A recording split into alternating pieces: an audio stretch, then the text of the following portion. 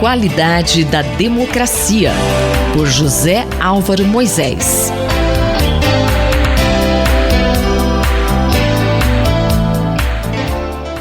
Professor Moisés, qual o tema de hoje? A coluna de hoje trata de uma questão de funcionamento do Supremo Tribunal Federal e que tem relação com a qualidade da democracia. A semana que passou foi palco de algumas decisões que poderiam ser consideradas extremamente controversas do Supremo Tribunal Federal, mostrando que talvez tenha chegado a hora do que alguns analistas têm chamado a necessidade de uma arrumação da casa. Primeiro foi a decisão monocrática do ministro Marco Aurélio Mello, que levou à liberação do traficante André Rapp, condenado a pelo menos em 2 processos. O ministro Marco Aurélio Mello se baseou na Lei 13.964 de 2019, que foi decidida pelo Congresso Nacional, para tomar a sua decisão. É uma lei que assegura o direito dos presos preventivamente de terem os seus processos revisados a cada 90 dias pelo juiz que fez a condenação. Se não houver revisão, a lei garante que o preso tenha a garantia da liberdade. Foi o que o ministro Marco Aurélio adotou.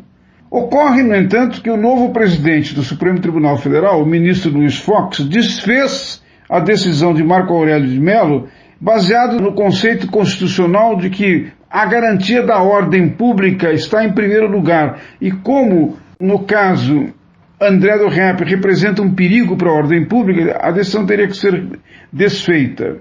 Em que pese o argumento de que deveria se levar em conta a garantia da segurança pública, o ministro Luiz Fux levou a sua própria decisão para uma consideração do plenário do Supremo Tribunal Federal, que, ao examinar a questão, por sua vez decidiu por 9 votos contra 1 que a decisão do presidente em favor da continuidade da prisão de André do Rep deveria ser mantida. Essa sequência de atos motivou ao menos 2 questões extremamente importantes sobre as atividades do Supremo Tribunal Federal. Professor, quais seriam essas questões? Por um lado, alguns ministros questionaram se o presidente da Corte Suprema tem competência legal ou atribuição para contestar a decisão monocrática de outro ministro. Houve muita controvérsia sobre isso e críticas à decisão do Luiz Fux. Mas, por outro lado, a decisão também jogou luz sobre um aspecto considerado extremamente importante, que é o fato de que, pelo modo como a Corte vem tomando decisões sobre prisões preventivas, estava possibilitando uma manobra tática de advogados de presos que ao fazer o pedido de prisões preventivas e depois retirar o pedido, com isso levava progressivamente à escolha do ministro mais adequado para o exame das prisões preventivas, nesse caso, obviamente, visando a liberação dos presos, não é? Há várias questões importantes incluídas nesse conjunto de procedimentos que acabaram iluminando questões que pedem mais decisão tanto do Supremo Tribunal Federal como também do Congresso Nacional, especialmente no caso das prisões preventivas, que por causa de denúncias da Operação Lava Jato atinge também denunciados do próprio Congresso Nacional. Mas uma questão muito importante que decorreu desse conjunto de decisões é que há um certo consenso na Corte e o ministro Luiz Fux, presidente do Supremo, tomou decisões nessa direção para diminuir cada vez mais as decisões monocráticas. Fux agiu, num certo sentido, tanto contra as decisões táticas que foram iluminadas pelo procedimento adotado por advogados que querem evitar a prisão preventiva, mas também no sentido de uma resolução pela qual questões dessa natureza cada vez mais têm que ser decididas pelo plenário da Corte. É evidente que isso é muito importante para assegurar o voto colegiado do conjunto dos ministros e um entendimento, digamos assim, mais baseado e embasado na Constituição Federal. Pode ser um ganho que vai decorrer desta crise. Eu, Simone Lemos, ouvi o professor José Álvaro Moisés. A qualidade da democracia, por José Álvaro Moisés.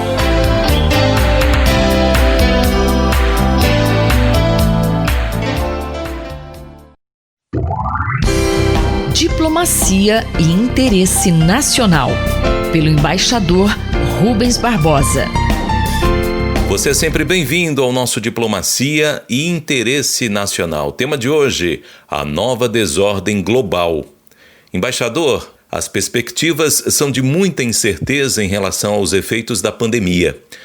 Quais serão os principais impactos internacionais no mundo? A pandemia tem causado um efeito devastador na economia global e no comércio internacional, e que pode agora estar agravado pela segunda onda na Europa e nos Estados Unidos. Os efeitos da pandemia vão ter longa duração e a desorganização inicial vai ser profunda e o mundo vai emergir com uma crescente competição entre a China e os Estados Unidos. A pandemia representa um turning point, né, um ponto de não retorno na política, na geografia e na economia global. A economia global vai retroceder 4,4% em 2020 e 5,2% em 2021. Além dos problemas com a dívida pública e os juros baixos, que pouco incentivam o desenvolvimento e o crescimento. No comércio exterior, a queda vai ser de mais de 10% em 2020. Então, as perspectivas são de grande momento de incerteza. Eu vou mencionar 3 impactos sobre tendências internacionais externas que terão efeito em todos os países. Vai acelerar as mudanças no comércio internacional, na tecnologia e nas políticas econômicas e financeiras. A primeira são as novas tendências do comércio internacional. O futuro da globalização será determinada mais pelo comércio de serviços do que por bens. O comércio de serviços representa 1/5 de todo o comércio e a operação online, digital, vai superar as dificuldades, inclusive as tensões entre a China e os Estados Unidos.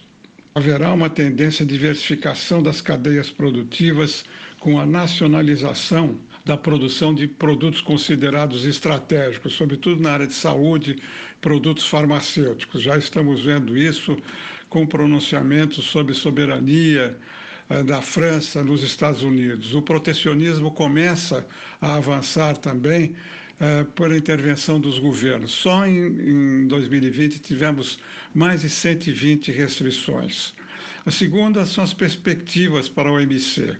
A crise do multilateralismo afetou os trabalhos da OMC, que vai ter agora um novo diretor, o órgão de operação continua paralisado e talvez comece a entrar a negociação de plurilaterais de comércio, como nós vimos nas compras governamentais de facilitação de comércio.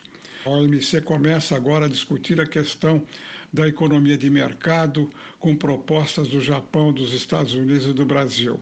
E poderá entrar também na discussão sobre como regulamentar a digitalização com os pagamentos eletrônicos. E o terceiro elemento são as novas incertezas que cercam a economia global e o comércio internacional. Como será a recuperação nos Estados Unidos, que vão ter quase 5% de queda esse ano e uma recuperação de cerca de 3% ano que vem. Na Europa, também com uma grande queda esse ano e alguma recuperação o ano que vem. A China é o único país que vai crescer esse ano e crescerá 8% ano que vem. Há tensões no agronegócios, há um relatório da FAO que mostra dificuldades tanto na oferta e na demanda, a questão da segurança alimentar e problemas sanitários que envolvem saúde e controle da produção de alimentos. O confronto com os Estados Unidos e a China é o principal elemento de incerteza. O equilíbrio, se espera que na área comercial o equilíbrio entre as duas superpotências fique entre os interesses comerciais e os interesses geopolíticos, não predominando um sobre o outro. E fica a incerteza de saber como vai ser os Estados Unidos depois da eleição, se o Biden ganhar, as novas políticas comerciais e política externa. E, finalmente, uma grande incerteza na Europa com o Brexit, com as dificuldades que vão ocorrer com a saída do Reino Unido sem acordo. Eu sou o Mário Santi e conversei com o embaixador Rubens Barbosa. Diplomacia e interesse nacional, pelo embaixador Rubens Barbosa.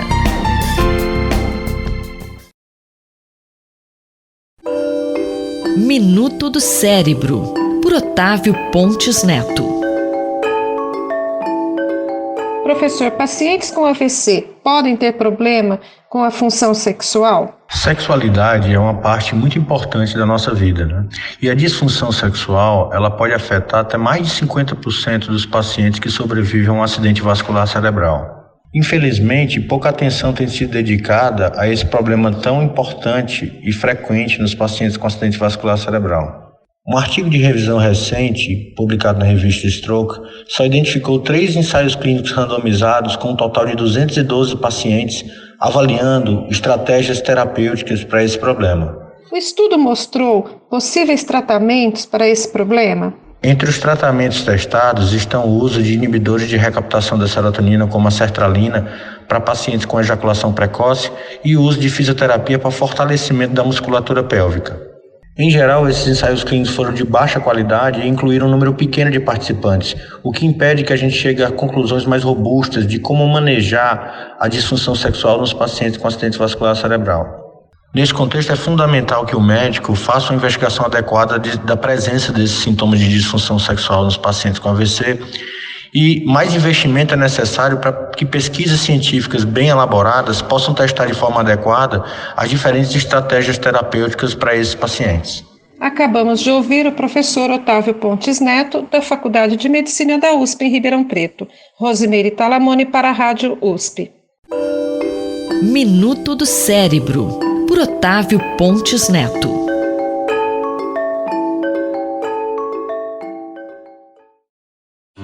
Doutor Bartô e os Doutores da Saúde, com João Paulo Lotufo.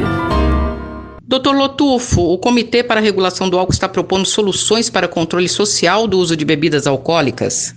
O Comitê para a Regulação do Álcool foi criado em 2019 e ele está propondo aí, apoiado pela Fundação Arnaldo Vieira de Carvalho, que é mantenedora da Faculdade de Ciências Médicas da Santa Casa de São Paulo, soluções para um dos problemas centrais das cidades brasileiras, principalmente aí para transmitir aos candidatos e candidatas às eleições municipais de 2020.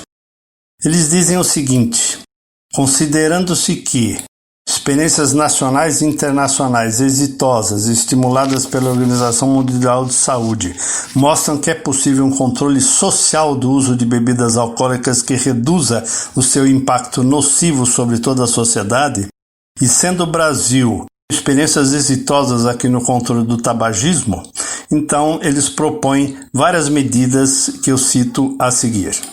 Efetivação e fiscalização de políticas já existentes, como por exemplo a venda para menor de idade, e implementação de políticas eficazes já aplicadas com sucesso em vários países como Canadá, Chile, Costa Rica, Escócia, Estados Unidos, principalmente Miami, Irlanda, México, Reino Unido, Suécia, entre outros países, legislando simplesmente. Dr. João Paulo Lotufo, quais seriam essas propostas? Regulamentar a publicidade de bebidas alcoólicas em locais públicos e no transporte público. Regulamentar o patrocínio por empresas de bebidas alcoólicas de eventos promovidos ou apoiados pelo poder público. Restringir os horários de venda de álcool. Estabelecer distância mínima de venda de bebidas alcoólicas em relação a escolas, hospitais, estações de metrô e ônibus. Determinar a criação de licenças municipais para a comercialização do álcool. Proibir o uso de álcool em locais específicos como estádios de futebol. Regulamentar o ato de beber em público. reduzir a densidade de postos de venda de álcool, proibir festas open bar e eventos que estimulem o uso nocivo de álcool, e regulamentar promoções e vendas com desconto de pacotes que incentivem a compra e o consumo de bebidas alcoólicas em grande quantidade. O binge drink é o grande responsável por mortes e acidentes, etc. E incluir a cerveja na regulamentação de outros tipos de bebidas alcoólicas, ou seja, tratar a cerveja na legislação tributária e relacionada à regulação do álcool como bebida alcoólica. Todas essas medidas têm o nosso apoio, o apoio da Sociedade Brasileira de Pediatria e o apoio do Dr. Bartô. Na verdade, a ideia é retardar a iniciação de álcool entre os jovens, regular o consumo do álcool. Fora do Brasil, há regulamentação que são respeitadas pela indústria do álcool. Mas aqui no Brasil, parece que ela que está dando as cartas. Candidatos, abram os olhos e vocês têm várias ideias aí para diminuir um dos fatores desencadeantes dos maiores problemas sociais dos municípios, a bebida alcoólica. Um grande abraço a todos.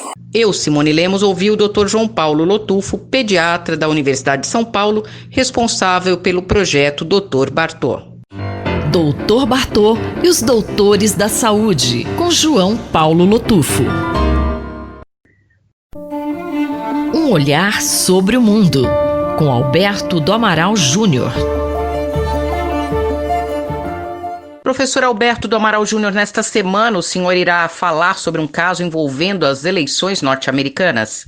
Uma notícia publicada pelo jornal New York Post divulgava que um filho de Joe Biden, Hunter Biden, intermediou negociações entre o seu pai e empresários ucranianos com a finalidade de obtenção de favores.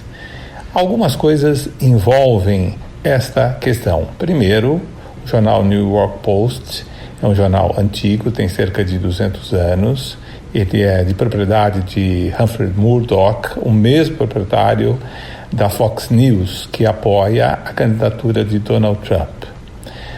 O segundo tema importante a ser destacado é o fato de que o jornal não revela as fontes da sua informação, ou melhor, ele não explica como obteve essas informações, ele apenas explica de maneira muito vaga que essas informações constavam de um computador que foi deixado em uma loja no estado de Delaware, o mesmo estado de onde é originário o candidato Joe Biden, para conserto, e ninguém havia procurado o computador durante mais de 1 ano e meio.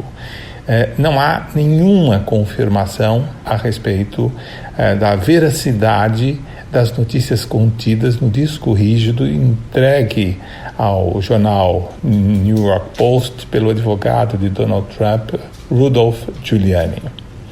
Isso levou a algumas atitudes por parte do Twitter e do Facebook. O Twitter proibiu o acesso a links contendo esta notícia, enquanto o Facebook restringiu o acesso a feeds de notícia com estas informações sobre o caso envolvendo o filho de Joe Biden e publicadas pelo New York Post. O fato intrigante é que na quinta-feira divulgou-se a notícia que o FBI estava investigando uma possível produção desta informação pela inteligência russa. Ou seja, o serviço de inteligência da Rússia, com interesse na eleição de Donald Trump, que já atuou em 2016 apoiando Donald Trump e atuou divulgando notícias falsas a respeito de Hillary Clinton, estaria fazendo o mesmo agora em relação à produção de notícias falsas em relação ao candidato Joe Biden. Professor, podem empresas como o Twitter e o Facebook, que detêm um poder monopolista praticamente de mercado, adotar uma restrição à liberdade de expressão? Esse é um caso que envolve pelo menos duas dimensões. A dimensão de que a liberdade de expressão em nenhuma hipótese deve ser restringida, e uma outra dimensão, a dimensão de que em certas circunstâncias a liberdade de expressão poderia ser restringida, como por exemplo, esta foi uma informação divulgada posteriormente, a divulgação de que haveria uma suposta interferência da Rússia nas eleições norte-americanas. E aqui eu pergunto, será que nesta matéria não seria também possível aplicar um princípio que foi desenvolvido no âmbito do direito, especificamente do direito ambiental, que é o princípio da precaução, segundo o qual certas questões muito delicadas envolvendo conhecimento científico autorizam a proibição da comercialização de produtos por envolverem um risco ainda desconhecido? Será que nós não estamos diante de um caso em que, diante de uma eleição tão importante, tão fundamental para os Estados Unidos e para o mundo, a atitude do Twitter e a atitude do Facebook não se justificariam, já que não houve uma proibição total, mas houve simplesmente uma restrição? Eu, Simone Lemos, ouvi o Dr. Alberto do Amaral Júnior, professor de Direito Internacional da Faculdade de Direito da Universidade de São Paulo. Um olhar sobre o mundo, com Alberto do Amaral Júnior.